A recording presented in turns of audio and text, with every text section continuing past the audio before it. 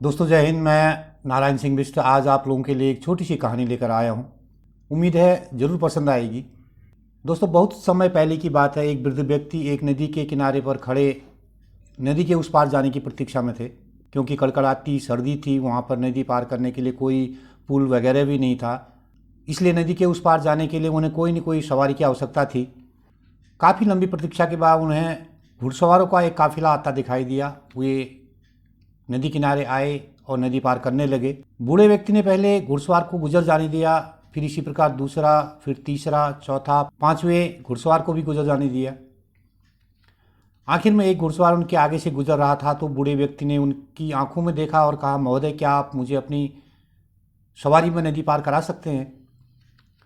घुड़सवार ने क्षण भर भी बिना हिचकिचाए कहा, क्यों नहीं, अवश्य, मैं आपको नदी पार करवा दूंगा, आओ बैठो। कहकर घुड़सवार ने वृद्ध आदमी को अपनी सवारी में बिठाया। वृद्ध आदमी उस सवारी में बैठे और नदी पार कर उतर गए। जैसे ही वृद्ध आदमी आगे अपने गंतव्य की तरफ जाने लगे तो जाने से पहले घुड़सवार ने उन वृद्ध आदमी से पूछा कि महोदय, मैं इस बात को देखे बिना नहीं रह सका कि आपने बाकी के घुड़सवारों को सवारी के लिए कहे बिना ही जाने दिया। जब मैं आपके बराबर में आया तो आपने मुझे फौरन सवारी के लिए कह दिया।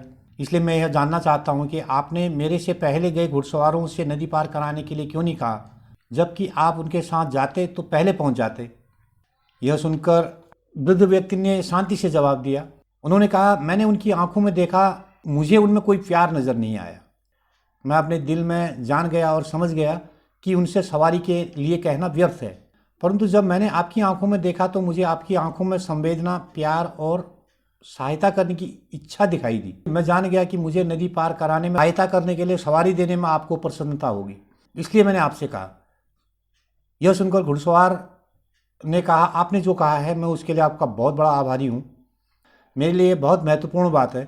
यह कहते हुए वो घुड़सवार उन महानुभाव को जाते हुए देखते रह गया जो यात्रा पूरी कर अपनी अगली मंजिल के लिए प्रस्थान कर गए। इसलिए दोस्तों, हमारी आंखें हमारी आत्मा की खिड़कियां हैं। इसलिए किसी ने अपने कथन में बहुत सुंदर ढंग से कहा है, आपको दूसरों से सर्वश्रेष्ठ तभी पैदा होता है जब आप अपना सर्वश्रेष्ठ देते हैं। आज के लिए इतना ही।